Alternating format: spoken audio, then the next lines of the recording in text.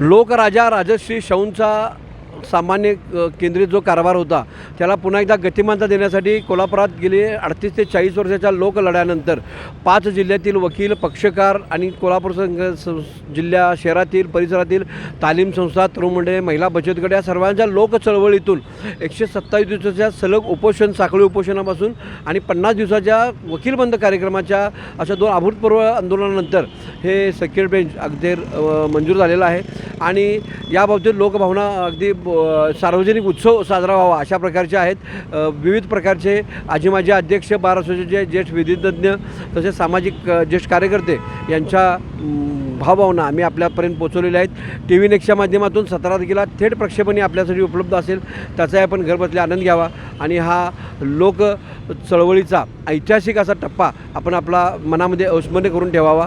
मी TV next मराठीसाठी राजेंद्र मकोटे, धन्यवाद। गेल्या 40 वर्षाच्या आमच्या लढ्याला यश आलं।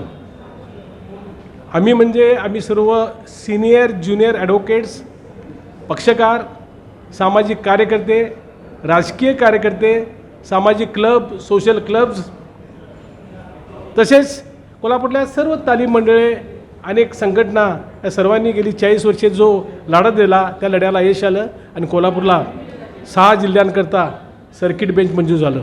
एक कोल्हापूरच्या दृष्टीनं एक फार मोठी आनंदाची गोष्ट आहे। आज हा जो यशस्वी झालेला विजय आहे तो निव्वळ वकिलांचा नाही, तर सर्व जनतेचा आहे। त्यामुळं जनतेला जो गेली अनेक वर्ष मुंबई उच्च न्यायालयात कामासाठी जाताना जो त्रास होत होता, तो वेळेचा अपव्यय, पैशाचा, सर्व गोष्टींचा जो त्रास होत होता तो टळलेला आहे आणि सर्व जनता, सर्व वकील खुश झालेले आहेत। छत्रपती शाहू महाराजांच्या आशीर्वादानं हा लढा यशस्वी झालेला आहे।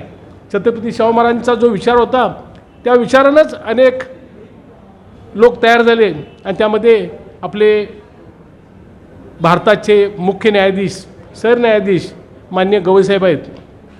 या गवईसाहेबांनी निव्वळ या कोल्हापूरवर असणाऱ्या प्रेमापोटी अनेक प्रकारे आपल्या शाहू महाराजांच्या उपकाराची उतराई होण्यासाठी आपल्या कोल्हापूरला ह्या खंडपीठाची स्थापना केलेली आहे।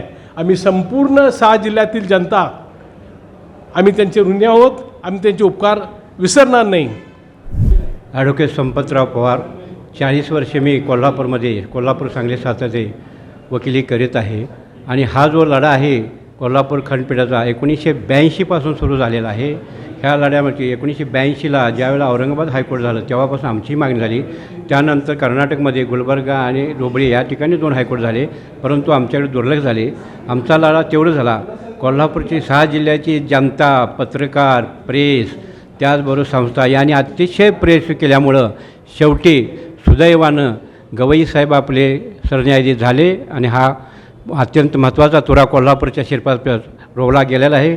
आणि 1929च्या वेळेला ज्यावेळी राजाराम महाराज होते त्यावेळेला हायकोर्ट आणि सुप्रीम कोर्ट कोल्हापूरमध्ये, त्यापूर्वीही शाहू महाराज यांनी हायकोर्ट चालू केलेलं होते। अशा प्रकारची परंपरा असलेलं कोल्हापूर जिल्हा ह्यात शेवटी न्याय मिळाला आणि भूषण गवईसाहेब यांच्यामुळं कोल्हापूर आणि 6 जिल्ह्याला भूषण प्राप्त झालेलं आहे आणि आम्ही त्यांनी सर्व जनता, वकील वर्ग 6 जिल्ह्याचे आम्ही त्यांचे मनापासून आभार मानतो, त्यांचं अभिनंदन करावं तितकंच थोडं।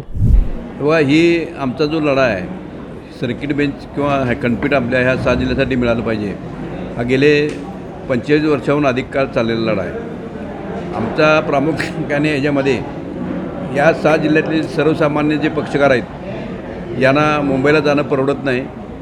बरेच लोक खर्चाच्या दिशेने मागं पडतात आणि त्यामुळे त्यांचे समजा त्यांना काय हायकोर्टमध्ये जायचं असेल कुठल्या निर्णयाच्या विरोधात किंवा निर्णयाच्या हे समर्थन करण्यासाठी, तर त्यासाठी त्यांची आर्थिक कोत नसल्यामुळं त्यांना जाता येत नव्हतं आणि म्हणून आम्ही हा सर्वसामान्यांचा प्रश्न हातामध्ये घेतला आणि सर्वसामान्य लोकांना कमीत कमी वेळेमध्ये सुलभपणे आणि कमीत कमी खर्चामध्ये न्याय मिळाला पाहिजे, यासाठी कोल्हापूरला सर्किट बेंच किंवा खंडपीठ मुंबई हायकोर्टाचं झालं पाहिजे, यासाठी आम्ही हा लढा चालू केलेला आहे। आणि गेला आता 40-45 वर्ष या लढ्यामध्ये मी प्रामुख्यानं आहे। 1999 साली मी बार कौन्सिल ऑफ महाराष्ट्र आणि गोवामध्ये सदस्य म्हणून निवडून आलो आणि पहिल्याच वर्षी मला चेअरमन पदाचा मान देखील मिळाला।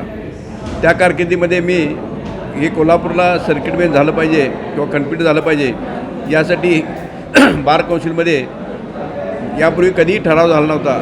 तो ठराव मी करून घेतला आणि त्याची शिफारस मुंबई हायकोर्टाकडे पाठवून दिली. त्यामध्ये मला आता जे दिलीप भोसले जे आहेत, जे मुख्य न्यायमूर्ती होते, रिटायर आता झालेले आहेत, ते आणि राजेंद्र रघुवंशी हे माझे सहकारी होते बार कौन्सिलमध्ये आणि बार कौन्सिलचं नेतृत्व आमच्या गाडासाठी करत होते. त्यांच्या सहकार्यामुळं हा ठराव त्यावेळेला झाला आणि आम्ही ती शिफारस मुख्य न्यायमूर्ती यांच्याकडे पाठवून दिली. त्यानंतर मी सातत्यानं या लढ्यामध्ये आहे आणि या लढ्यामध्ये मग 55 दिवसाचं 7 जिल्ह्यातलं कोर्ट कामकाज बंद असेल 2013 साली झालेलं किंवा 127 दिवसाचा लाक्षणिक उपोषण असेल, निराळ्या वेळेला शिष्टमंडळ महाराष्ट्राच्या गव्हर्नमेंटकडे न्यायचे असतील त्यावेळेला मी प्रामुख्यानं याच्यामध्ये पुढाकार घेतलेला आहे. आणि सुदैवानं महाराष्ट्राचे सध्याचे जे मुख्यमंत्री आहेत देवेंद्र फडणवीस यांची भेट आम्हाला मिळाली. ND पाटील, प्रतापसिंह जाधव हे आमच्याबरोबर होते आणि आम्ही समर्थपणे त्यांच्यापुढे ही बाजू मांडली आणि त्यांनी त्यावेळेला कोल्हापूरला आणि त्यामध्ये काही त्यांच्या सहकाऱ्यांच्या आग्रहामुळं पुन्हा देखील नमूद केलं आणि मुंबई हायकोर्टाकडे तो ठराव पाठवून दिला. त्यानंतर आमच्या असं लक्षात आलं की असं पुन्हा आणि कोल्हापूर असं करून चालणार नाही, एकच कुठली तरी बाजू घेतली पाहिजे. म्हणून पुन्हा एकदा आम्ही त्यांची भेट घेतली आणि त्यांना सांगितले की तुम्ही फक्त कोल्हापूरसाठी ठराव करा. त्याप्रमाणे मुख्यमंत्री देवेंद्र फडणवीस यांनी कोल्हापूरसाठी ठराव केला आणि तो मुंबई हायकोर्टाकडे पाठवून दिला. आज तुम्हाला मी सांगायचं म्हणजे या सगळ्या लढ्यामध्ये सातत्यानं या 6 जिल्ह्यातल्या वकिलांनी फार मोठं कष्ट घेतलेले आहेत. ज्युनियर लोकांनी 55 दिवसाच्या लढ्यामध्ये त्यांचं फार मोठं हाल झालं. सगळे आर्थिक कारण एक जे कामकाज चालू नव्हतं कोर्टामध्ये त्यांची फार मोठी आर्थिक कुचंबना झाली. पण त्या बिचाऱ्या तरुण वकिलांनी हे सगळं सहन केलं आणि या लढ्याला पाठिंबा दिला, बळ दिला. त्यामुळंच आज हे यश मिळतं असं म्हणणं तर होणार नाही. आणि शेवटी या संपूर्ण लढ्यामध्ये आमच्या सुदैवानं या 6 जिल्ह्याच्या महाराष्ट्राचे सुपुत्र भूषण गवई साहेब हे सर्वोच्च न्यायालयामध्ये सरन्यायाधीश म्हणून हजर झाले आणि त्यांनी असं एक मनामध्ये घेतलं होतं की विकेंद्रीकरण सत्तेत झालं पाहिजे म्हणजे ह्या कोर्ट कामकाजाचं. आणि विकेंद्रीकरण व्हायचं असेल तर निळ्या भागामध्ये हायकोर्टाची सर्किट बेंच खंडपीठ स्थापन झाली पाहिजे ही त्यांची भूमिका असल्यामुळं त्यांनी या प्रश्नामध्ये लक्ष घातलं. सुप्रीम कोर्टामध्ये कार्यरत असणारे न्यायाधीश पहिल्यांदाच आम्हाला असे भेटले की त्यांनी सत्तेवर असताना देखील पदावर असताना देखील कोल्हापूरचं समर्थन केलं आणि कोल्हापूरला सर्किट बेंच झालं पाहिजे अशा पद्धतीने सातत्यानं प्रत्येक कार्यक्रमामध्ये त्यांनी ज्या वेळेला संधी मिळेल त्यावेळेला मांडलं. आणि शेवटी सर्वोच्च न्यायालयाच्या सरन्यायाधीशपदी विराजमान झाल्यानंतर त्यांनी या प्रश्नामध्ये खास करून लक्ष घातलं आणि हा प्रश्न सोडवण्याच्या दृष्टीनं जो निर्णय जो झाला कोल्हापूरला सर्किट बेंच स्थापन करायचा तो केवळ गवई साहेबांच्यामुळे झाला असं म्हणणं वावगवणार नाही. आणि त्यांच्यामुळं आज या 6 जिल्ह्यातल्या सर्वसामान्य लोकांना न्याय मिळालेला आहे. त्यांचे ऋण आम्हाला कदापि विसरता येणार नाही. ह्यासाठी एक तांत्रिक आहे म्हणजे लोकांना यंग जनरेशन म्हणजे पुढच्या वेळी जे वकील असतील तुमच्या तर हे जे तिथं जे तंत्रज्ञान आहे किंवा ते टेक्निकली आहे किंवा प्रेझेंटेशन करणं आहे तो एक अभ्यास सगळ्यांनी करणं गरजेचं असं आहे. म्हणजे डायरेक्ट तुम्हाला मांडता येते जिथं इथं ज्याप्रमाणे आपण वकिली करतो त्याप्रमाणे डायरेक्ट देखील मांडता येते. तुम्हाला व्हिडिओ कॉन्फरन्स समजा तुम्ही अवेलेबल नसाल बाहेर कुठं असाल तर व्हिडिओ कॉन्फरन्स मध्ये देखील तुम्हाला जाता येते आणि आपली जी बाजू असेल पक्षकाराची ती मांडता येते. पण डायरेक्ट मांडल्यानंतर जो कोर्टापुढं इम्पॅक्ट होतो आहे आपण ज्या पद्धतीने मांडत असतो ते कोर्टाच्या पुढं लक्षात येतं. त्यामुळे जास्तीत जास्त डायरेक्ट पद्धतीनं वकिली केली तर ते चांगल्या पद्धतीने होणार आहे आणि लोकांना न्याय मिळणार आहे. या 6 जिल्ह्यातल्या आणि खास करून कोल्हापूर शहरामधल्या जिल्ह्यामधल्या नागरिकांनी याच्यामध्ये प्रामुख्यानं लीड घेतलेला आहे. ज्या वेळेला आम्ही हाक दिली त्या वेळेला ते मोर्चाला आले, आंदोलनाला आले, धरणे आंदोलनाला आले. त्यांनी आमची बाजू उचलून धरली आणि भागाभागामध्ये अशी जागृती निर्माण केली की बाबा कोल्हापूरला म्हणजे खंडपीठ म्हणजे काय माहीत नव्हतं. ते सर्वसामान्य अशिक्षित लेगडी ज्या ग्रामीण भागात असतील त्यांच्यापर्यंत हे प्रश्न गेला की कोल्हापूरला खंडपीठ होणार आहे, कोल्हापूरला खंडपीठ होणार आहे. हे जे झालं हे सर्वसामान्य सर्व राजकीय पक्ष, तालीम मंडळं, सर्व सामाजिक संघटना, सर्व व्यावसायिक संघटना यांनी याच्यामध्ये प्रामुख्याने आम्हाला पाठिंबा दिला आणि त्यामुळं सर्व जिल्ह्यामध्ये हा प्रश्न पसरला गेला. मी ॲडव्होकेट सतीश कोतलांडे क्रिमिनल बारचा माजी अध्यक्ष आहे आणि जिल्हा बारमध्ये सदस्य पण आहे. हा जो सर्किट बेंचचा विषय आहे हा 40 वर्षाचा लढा जो आम्हाला यश आलेला आहे त्याच्या पाठीमुळे सर्वस्वी कोल्हापूरच्या आणि 6 जिल्ह्यातील जनतेचा संपाचा पाठिंबा आम्हाला असल्यामुळं आणि न्याय आपल्या दारी हे गव्हर्मेंटची स्कीम असल्यामुळं गवई साहेब चीफ जस्टिस ऑफ इंडियाचे गवई साहेबांनी स्वतःहून हा इश्यू स्वतःहून उचलून धरून त्यांनी स्वतःने मंजूर करून घेतलेला आहे आणि त्याच्यामुळे त्यांच्या ह्याच्यामुळं इथं कोल्हापुरामध्ये येत्या सोमवारीच त्याचं कोर्ट रेग्युलर चालू होते आणि रविवारी उद्याच्या मेरीवेदरमध्ये त्याचं फंक्शन पण ठेवलेलं आहे. आणि खरोखर म्हणजे सांगायचं म्हणजे गरिबाला न्याय मिळणे, न्याय आपला दारी, बॉम्बेला खर्चाचा आणि ह्याच्या इकॉनॉमिक गरिबाला न्यायाला मिळत नाही आणि प्रत्येक पक्षकार तिथं जाऊ शकत नाही, त्यामुळं बरेच जण वंचित होते. आता इथं सुविधा उपलब्ध झाल्यामुळं गरीब हे इथं डायरेक्ट आपल्याकडे इथं सुविधासाठी आणि न्यायासाठी लढू शकतात, कमी खर्चात कमी पैशात, आणि त्याला न्याय आपला मिळणार आहे गरिबांना. आणि हाच उद्देश आहे मेन सर्किट बेंच एस्टॅब्लिश होण्याचा. गेल्या 38 वर्षापासून कोल्हापूरला हायकोर्ट व्हावं आणि 6 जिल्ह्यासाठी व्हावं म्हणून जो लढा दिला गेला आहे वकिलांनी, तो अतिशय उच्च दर्जाचा, व्यवस्थित आणि यशस्वीरित्या पार पडलेला आहे. आज त्या लढ्याला यशस्वीरित्या फळ लागलेलं आहे आणि येत्या 18 तारखेला हायकोर्ट कोल्हापूरमध्ये चालू होत आहे. अनेक वर्षे यामध्ये वकिलांनी लढा दिल्यामुळं ह्या सुवर्णक्षण आज घडून आलेला आहे. गेली 40 वर्षामध्ये अनेक वकील आज हयात नाहीत, त्यांचंसुद्धा याच्यामध्ये फार मोठ्या प्रमाणामध्ये हातभार लागलेला आहे आणि त्यांनी प्रयत्न केलेले आहेत. आज सगळ्यात महत्त्वाचं म्हणजे सुप्रीम कोर्टाचे चीफ जस्टिस माननीय गवई साहेब यांच्या ठाम निर्धारानं आणि त्यांच्या निर्णयानं कोल्हापूरमध्ये हा सुवर्णक्षण आज रोजी अवतरत आहे.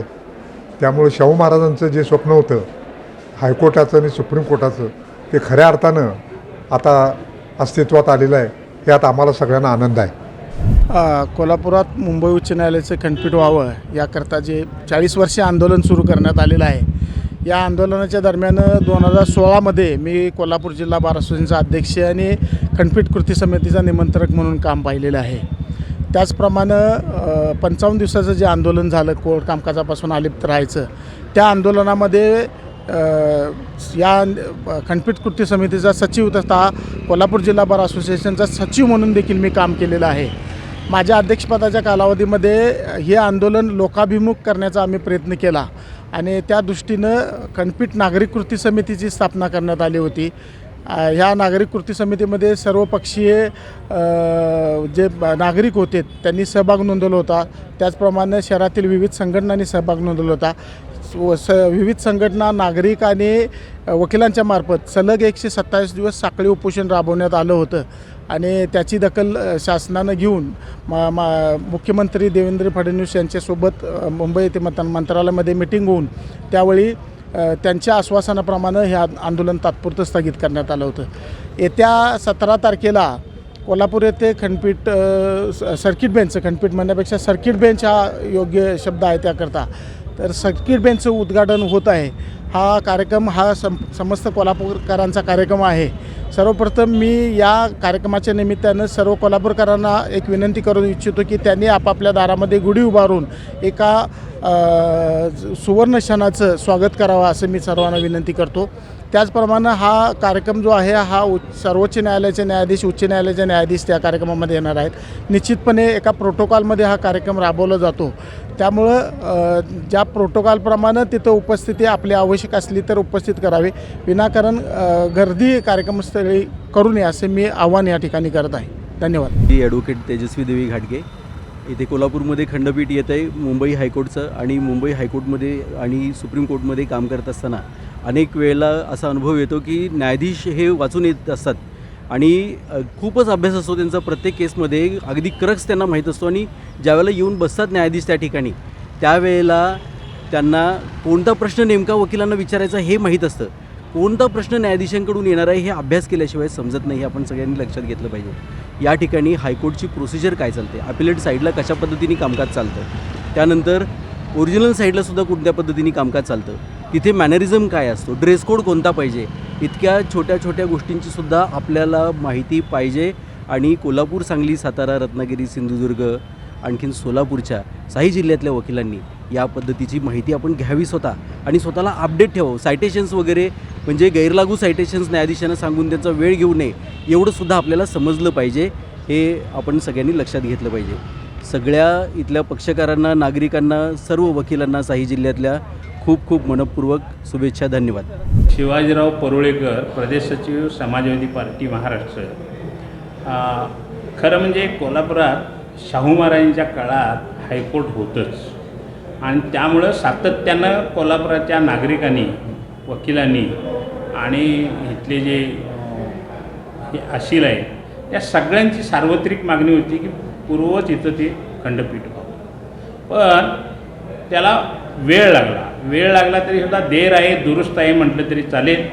आणि दुसरं सगळ्यात महत्त्वाचं म्हणजे आम्ही ग्रामीण भाषेत एक म्हण वापरतो की वाढपी आपला असला तर जेवण, लग्न कुणाचं जरी असलं चालते, जेवण आपल्याला पाहिजे ते मिळतं. तसं भूषण गवई आपल्या ह्याच्यातले असल्यामुळं त्याने तातडीनं, इतका उशीर झालेला असले ते तातडीनं हे मंजूर केलं. त्यामुळे त्यांचे आभार मानावे तेवढे थोडेच आहे. आता जबाबदारी आहे ते इथल्या कोर्टातल्या वकिलांची, विशेषतः कोल्हापुरातले जे वकील आहेत त्यांनी जबाबदारीनं आपला अभ्यास वाढवून आणि इथल्या पक्षकारांना न्याय देण्याच्या दृष्टीनं प्रयत्न केले पाहिजेत. इथल्या पक्षकारांना जे मुंबईला जायला लागत होतं ते आता श्रम, पैसा, वेळ सगळं वाचतं आहे. फक्त इथं गरज आहे ती इथल्या स्थानिकच्या वकिलांनी, बाहेरच्या वकिलांच्यापेक्षा आपणच अभ्यास करून जरा या कोर्टामध्ये कब्जा कसा होईल तेवढं बघितलं पाहिजे. आणि त्यामुळं काय होईल, इथल्या स्थानिक वकिलांनी जर अभ्यास केला तर बाहेरच्या वकिलांना शिरकाव मिळणार नाही आणि अल्प मोबदल्यात इथल्या पक्षकारांना न्याय मिळेल.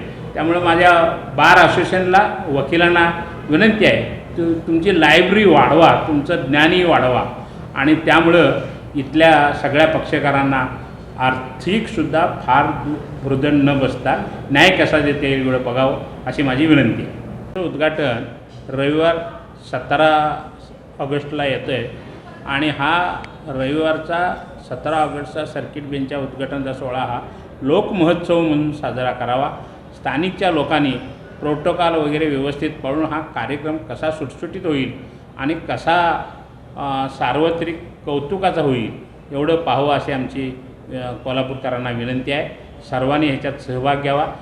या लढ्यामध्ये जसा सर्वांनी हिरिरीनं शिस्त पाळून सर्वच पक्ष, सर्व संघटना, वकील असेल यांनी जसं भाग घेतला तसाच या लोकमहोत्सव म्हणून या उद्घाटनाच्या कार्यक्रमामध्ये भाग घ्यावा असं मी आवाहन. नमस्कार. अवघे काही दिवस आता कोल्हापूरचं सर्किट बेंच सुरू होण्यासाठी बाकी राहिलेले आहेत. मुख्य न्यायाधीश, सरन्यायाधीश गवई सर, त्याचबरोबरीने राज्याचे मुख्यमंत्री, दोन्ही उपमुख्यमंत्री आणि हा लोक कोल्हापूर, सांगली, सिंधुदुर्ग, रत्नागिरी सह 5 जिल्ह्यातील वकील, नागरिक या ठिकाणी येणार आहेत आणि 17 तारखेला हा मोठा लोक चळवळीचा लढा होणार आहे. प्रचंड उत्सुकता सर्वच क्षेत्रातील लोकांना आहे. त्याचाच आढावा TV नेक्स्टच्या माध्यमातून मी राजेंद्र मकोटे आपल्यापर्यंत पोहोचवत आहे. धन्यवाद.